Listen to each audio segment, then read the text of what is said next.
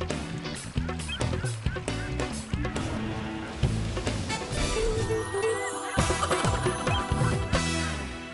वालेकुम ख़वातीन और हज़रात, हस्बे हाल के साथ हाजिर है आपका मेज़बान जुनैद सलीम और मेरे साथ शो में शामिल है नाजिया और हम सबको बहुत अजीज़ी। अस्सलाम वालेकुम ख़वातीन और हज़रात, इसने तो आते ही मुझ पर ड्रोन हमला कर दिया जबकि मैं इसको ड्रोन हमले के बारे में पूछने वाला था।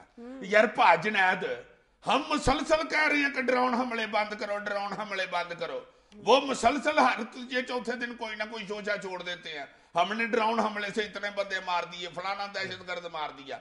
अब फिर उन्होंने कह दिया हमने 36 दहशतगर्द मार दिए ड्रोन हमले से। कोई सबूत दिया साथ? नहीं तो तुम्हारा क्या ख्याल है, तुम्हें 7 दहशतगर्दों के डीएनए टेस्ट भेजा करें? नहीं, डीएनए टेस्ट नहीं, लेकिन जो मुतमईन करने के लिए, राय आमा को मुतमईन करने के लिए जिस किस्म के शवाहद और सबूत फराम किए जाने चाहिए वो तो अमेरिका को साथ देने चाहिए ना। आए रोज वो ये दावा कर देते हैं कि जनाब हमारे ड्रोन अटैक में इतने दहशतगर्द मारे गए और फलां जो कलदम तंजीम थी उसका कमांडर मारा गया, मुल्ला उमर का ड्राइवर मार दिया है हमने, उसामा बिन लादेन का जो है वो बावर्ची मारा गया है। अपनी तरफ से नाम ले देते हैं, पूरी दुनिया को एक तस्वीर दिखा देते हैं और हम आंखें बंद करके यकीन कर लेते हैं। सर उन्होंने तो चलो नहीं बताया, लेकिन हमने कभी पूछने की कोशिश की उनसे? क्या वैसे पूछ के हमने कोट खानी है उनसे?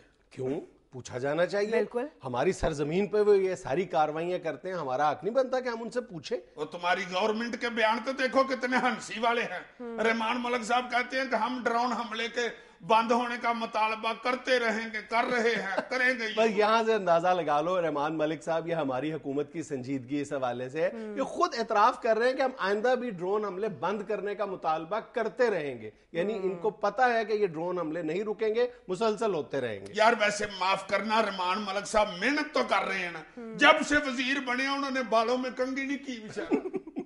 नहीं यार, मेरा मतलब है कि रहमान मलिक साहब या हमारी हुकूमत को कम से कम इस मामले में पूरी संजीदगी का मुजाहरा करना चाहिए।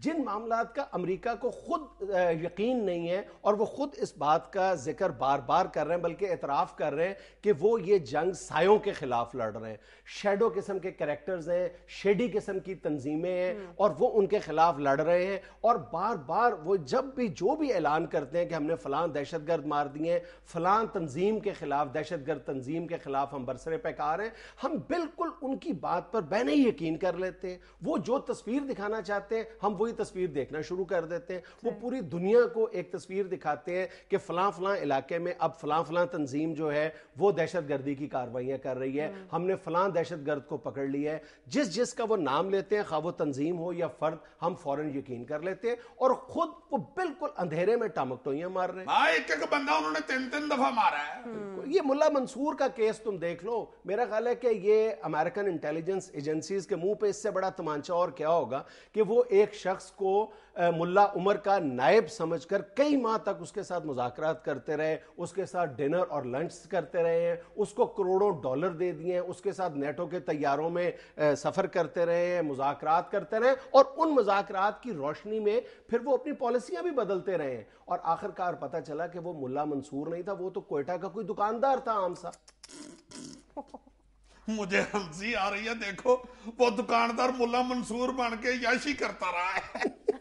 नहीं, ये जो जाली मुल्ला मंसूर का जब पर्दा चाक हुआ है उसके बाद तो ये जितनी टॉप इंटेलिजेंस एजेंसीज है ये एक दूसरे पर मलबा डालने की कोशिश करती रही। MI6 जो है वो CIA को मुर्दे इल्जाम ठहरा रही है, CIA वाले जो है वो कह रहे हैं कि इसकी जिम्मेदार जो है मोसाद है, मोसाद राह को बीच में घसीट रही है और बिल्कुल खसियानी बिल्ली खंबा नोचे वाली बात है। और ये पहली दफा नहीं हुआ, इससे पहले भी बॉब वुडवर्ड्स की ओबामाज वॉर्स है, इसमें इसने लिखा है कि इससे पहले इस तरह के 3-4 बार वाकयात पेश आ चुके हैं जब एक ही टेबल पर बैठकर जो दुनिया की जो 3-4 बड़ी इंटेलिजेंस एजेंसीज हैं उनके हाई ऑफिशियल्स जाली तंजीमों के ओहदेदारों से मुज़ाकरात करते रहे और पैसों का लेन देन करते रहे। तो यार जिस तरह की इनकी इंटेलिजेंस हरकतें कर रही है ना, मुझे तो ये यकीन है कि आधी से ज्यादा इंटेलिजेंस को अपनी जिन्स पे यकीन नहीं है। हम ही हैं, ये शी हैं। शीशे के आगे खड़े होंगे कहते होंगे सही बता दो तुम कौन हो, who are you? Tell me about your jinns.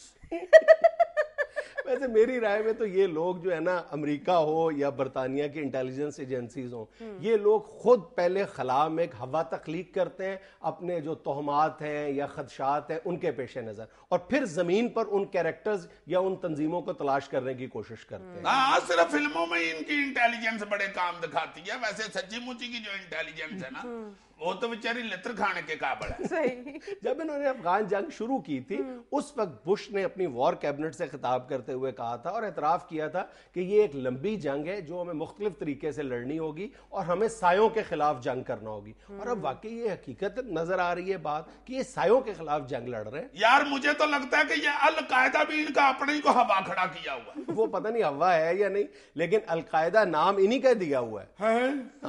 یار میں کتنا جینیس ہوں، اللہ مجھے صحت تندرستی عطا فرمائے۔ یہ واقعی ایک حقیقت ہے۔ جو سب سے مشہور روایت ہے کہ القاعدہ کا نام کیسے شروع ہوا تھا وہ یہی ہے کہ جب افغان جنگ ہو رہی تھی سوویت یونین کے خلاف، اس وقت جو عرب مجاہدین آ کے یہاں پہ جہاد میں مصروف تھے ان کا ریکارڈ رکھنے کے لیے سی آئی اے نے افغان تنظیموں کو ایک سافٹ ویئر دیا تھا، اس سافٹ ویئر کا نام القاعدہ تھا، یعنی بیسکس، تاکہ آپ عرب مجاہدین کا ریکارڈ رکھ سکیں۔ وہیں سے پھر یہ القاعدہ شروع ہوا ہے۔ اور ایک اور روایت یہ بھی ہے کہ جس مکان میں، پشاور کے جس گھر میں عرب مجاہدین مقیم تھے اس کے اوپر بورڈ لگا ہوا تھا القاعدہ کا۔ یار تم دیکھنا کسی دن میڈیا میں یہ خبر آ جانی ہے کہ امریکی انٹیلیجنس نے ماسی برکتے کے ساتھ 6 مہینے تک مذاکرات کیے کہ اپنے بیٹے پپو ٹائیگر کو سمجھاؤ کہ وہ امریکہ کے اوپر حملوں کی منصوبہ بندی بند کرے، مگر پھپھی پھاتا نے ماسی برکتے کے ساڑے میں یہ راز فاش کر دیا کہ ماسی برکتے کی تو کوئی عادی نہیں ہے، ورنہ ماسی برکتے کی زبردست دیہڑی لگی ہوئی تھی اور ہو سکتا ہے اس کا امریکہ کا ویزا بھی لگ جاتا۔ یار ان کی انٹیلیجنس کا تو یہ حال ہے کہ ایک دن اوباما بیچارہ سویرے سویرے منہ پہ کریم لگا کے کیا نکلا ہے، انہوں نے اسے چور سمجھ کے بوری ڈال کے وہ گدڑ کوٹ لگائی، اللہ معاف کرے، اللہ معاف کرے۔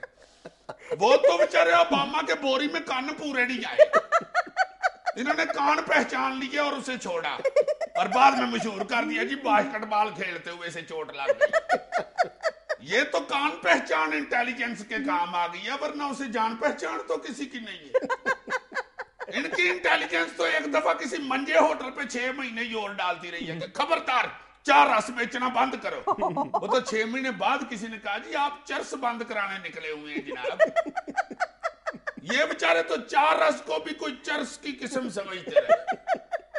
یہ تو ایسی بے وقوف انٹیلیجنس ہے کہ بلی پکڑ لی انہوں نے، 1.5 سال اس پہ مذاکرات کرتے رہے، یہ میوں میوں کیوں نہیں کرتی۔ تو 1.5 سال بعد بلی نے آ کے ہاتھ جوڑے، بھائی جی میں بلی نہیں کھوتا ہوں، بچپن میں مجھے پولیو کے ٹیکے نہیں لگے اس لیے بلی کی شیپ اختیار کر دیا۔ اب آپ کے سامنے میں وہ کرتا اچھا تو نہیں نہ لگتا، آپ کوئی کم تو نہیں بھونکتے جو میں بھی شروع ہو جاؤں جناب۔ یہ تو اتنی جاہل ہے امریکی سی آئی اے، 3-4 مہینے سر جوڑ کے بیٹھے رہے ہیں کہ یار ہم نے ملا عمر کی آواز ریکارڈ کی ہے، وہ روزانہ سویرے سویرے اٹھ کے کہتا ہے there was a cool day, there was a cool day. ہاں یہ فکر ہے، وہ روزانہ کہتا ہے، اس کا کیا مطلب ہے، یہ کیا اشارہ ہے؟ وہ تاخیر ایک پٹھان نے یہ ریکارڈنگ سن کے ان کو بتایا کہ بھائی جی وہ سویرے سویرے اٹھ کے کہتا ہے there was a cool day.